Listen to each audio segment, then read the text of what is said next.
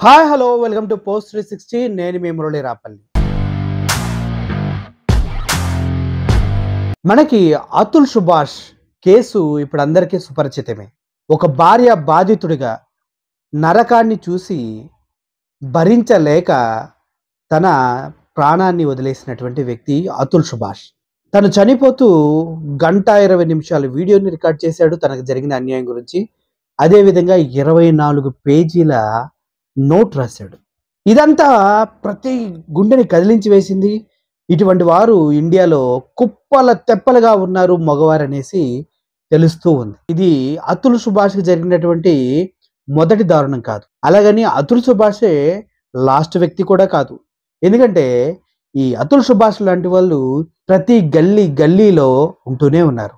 ఆడదానికి ఉన్నటువంటి అత్యాశ, తల్లిదండ్రుల ప్రోత్సాహం, ఆడవారికి ఉన్నటువంటి అత్యాశ, క్రూరమైన మెంటాలిటీ, ఊరకొచ్చే కోట్ల కొద్ది డబ్బు, పైగా వారికి సహకరించేలాగా ఉన్నటువంటి ఇండియన్ లా, వీటన్నిటినీ ఆధారంగా చేసుకుని ఆడవాళ్ళు విచ్చలవిడిగా రెచ్చిపోతున్నారు దేశవ్యాప్తంగా గల్లీలో కూడా అని ప్రతి ఒక్కరు మాట్లాడుతూనే ఉన్నారు. అంతెందుకు లాయర్లు, జడ్జిలు కూడా ఇలా జరగడం తప్పు, మగవాడికి రక్షణ లేదు అంటూ చెప్తాం జరుగుతుంది. గతంలో ఎప్పుడు ఆడవాళ్ళకి రక్షణ లేదని చెప్పేవారు, కానీ ఇప్పుడు మగవాడికి రక్షణ లేదు. ఎందుకంటే పెళ్లి చేసుకోవటం, 4-5 సంవత్సరాలు సంసారం చేయటం, ఏదన్నా జరగగానే ఇమీడియట్ గా కోర్టుకు వెళ్ళటం, 498 అనే ఒక సెక్షన్ పెట్టేసి వాళ్ళ కుటుంబ సభ్యులతో సహా అందరి పేర్లు దాంట్లో రాయటం, చివరికి దారుణంగా వాళ్ళని బ్లాక్మెయిల్ చేస్తూ నెంబర్ ఆఫ్ కేసెస్ వేసి నువ్వు గనక ఇది చెయ్యకపోతే నీ కుటుంబం మొత్తాన్ని కోట్ల చుట్టూ తిప్పుదామని బెదిరించి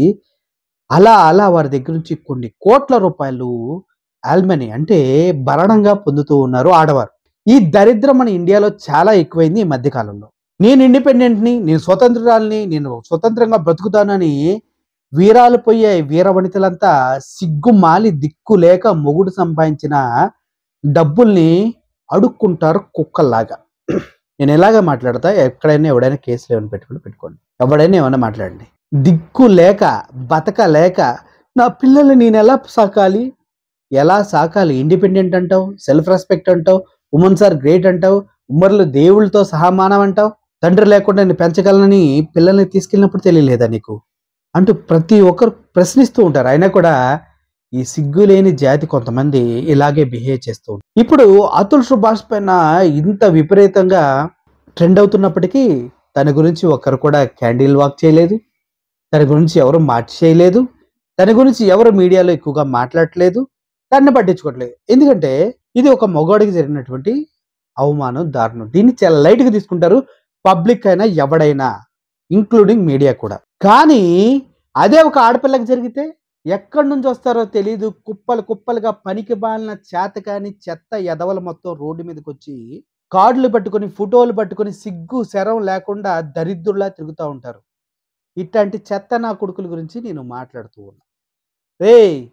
నీకు నీ పక్కనున్న మగాడికి జరిగిన అన్యాయాన్ని నువ్వు ప్రశ్నించవు, కానీ ఎవరికో ఎక్కడో ఏదో ఒక ఆడపిల్లకి జరిగితే మాత్రం రోడ్డు మీదకి వచ్చి యాజిటేషన్స్ చేసి ధర్నాలు రాస్తారోకోలు చేసి తన్నులు తింటారు. ఏంద్రా మీ మైండ్ సెట్?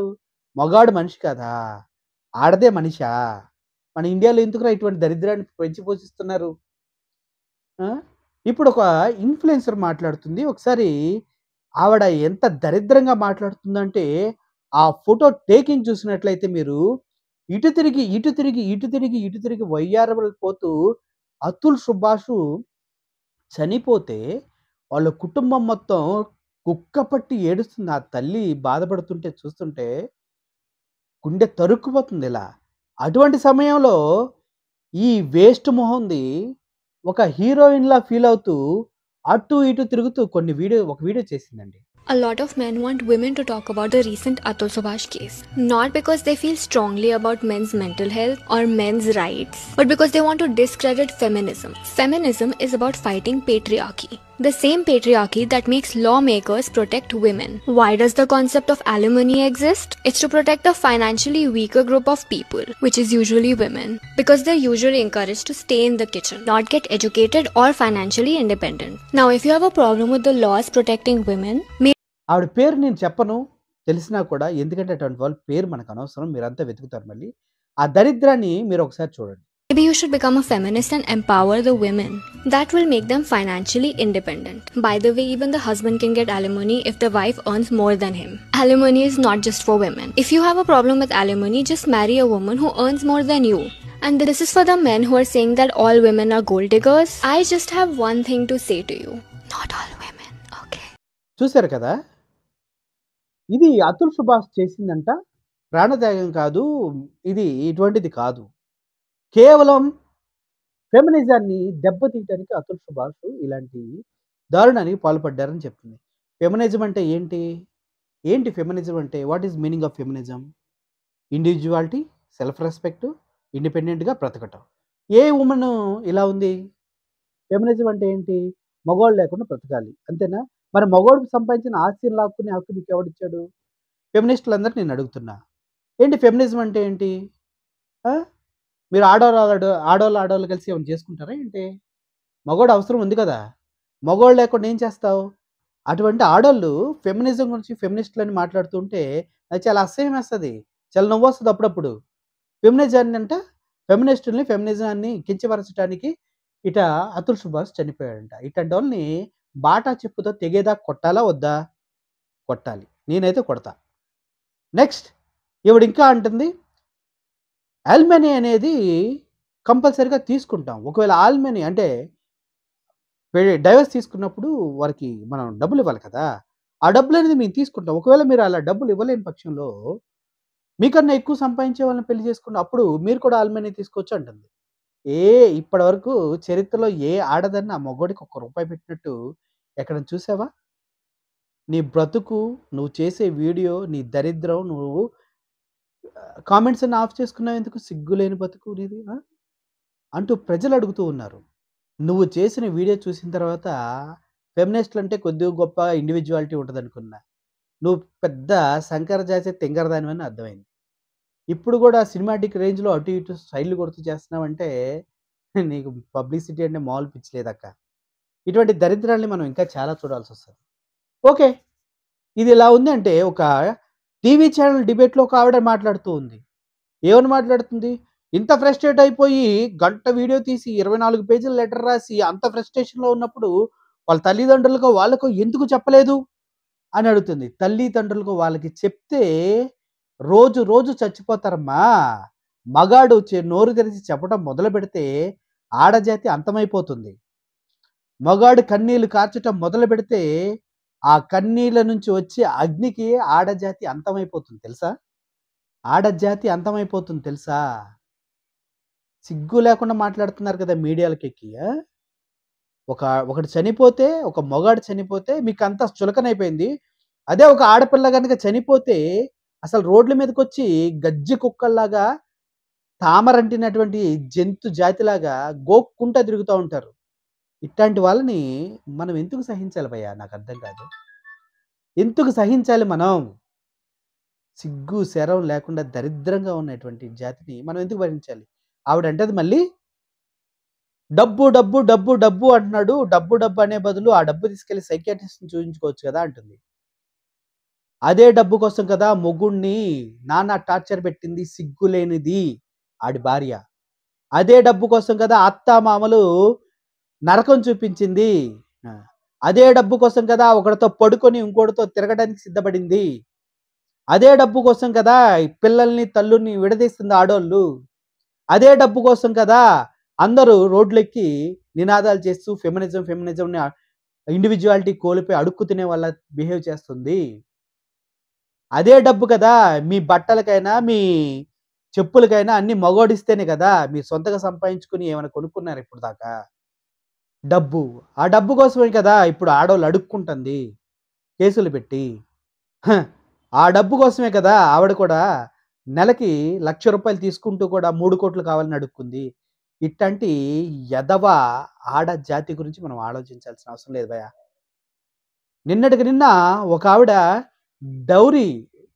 డైవర్స్ తీసుకొని అందుట్లో వచ్చిన కోట్లాది డబ్బులతో విచ్చలవిడిగా పార్టీ చేసుకుంటుంది. మరి ఏమన్నా ఇట్లాంటి ఆడవాళ్ళని? ఒకటి జీవితాన్ని నాశనం చేసి వాడు సంపాదించిన ఆస్తిలో 70 నుంచి 80% సిగ్గు లేకుండా లాగేసి వాడితో దిగిన ఫొటోస్, వాడి మెమరీస్ అన్నీ పార్టీ పెట్టి చించేస్తూ, ఏదో బజారు దానిలాగా ఒక దగ్గర డాన్స్ ఏస్తూ, ఆ డబ్బుల్ని ఇలా వెదజమ్ముతుంది. మరి ఏమనాలి వీళ్ళని? చెప్పండి, ఏమనాలి వీళ్ళని? ఆ వీడియో కూడా ఒకసారి చూడండి భయ్యా.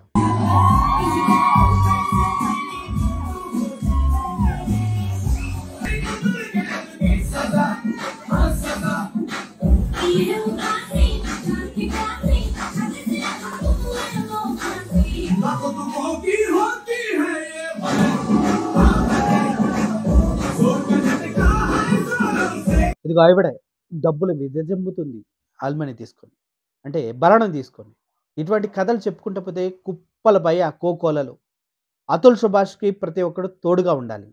ఇటువంటి ఘటనలు, అతుల్ సుభాష్‌కి జరిగిన ఘటనలు ఇంకెవడికి, ఏ మగాడికి జరగకూడదంటే గట్టిగా ఫైట్ చేస్తేనే రాజ్యాంగంలో మార్పులు ఇండియన్ పీనల్ కోడ్‌లో మార్పులు జరుగుతాయి. కంపల్సరీగా ఆడవారిపైన కూడా కేసులు పెట్టే హక్కు మగవాళ్ళకొస్తుంది. ఎప్పుడు ఒకడినే నిందిస్తూ, ఒకడినే బాధ్యం చేస్తూ, మగవాడినే దోషిగా నిలబెట్టి, ఈ సమాజంలో మగవాడి అభివృద్ధిని అనునిత్యం తొక్కేస్తూ, వాడి ఆ సంపదనంతా దోచుకెళ్ళే ఈ ఆడ జాతి మొత్తాన్ని దొంగల జాతిగా ప్రకటించాలి. నా ఉద్దేశంలో అయితే చాలామంది దొంగలే ఉన్నారు. ఎంతో కొంతమంది, ఒక 10% ఆడవాళ్ళు, 5% అయి ఉండొచ్చు, 10% కూడా కాదు. అద్భుతమైన వాళ్ళు ఉంటారు. భర్తకు తోడుగా కష్టమైన, నష్టమైన, చివరికి తాగొచ్చి తన్నినా, లేదంటే డబ్బులు లేకపోయినా, బండి లేదు, కారు లేదు, గోల్డ్ లేదు, అయినా కూడా భర్తని గుండెలకు హత్తుకొని వీడు నావాడు, నా రాజు అని బ్రతుకుతారు. అలా అని తన్నులు తినమని మేము చెప్పట్లేదు. తన్నులు తన్నే మొగాడు కూడా చేతకానోడే.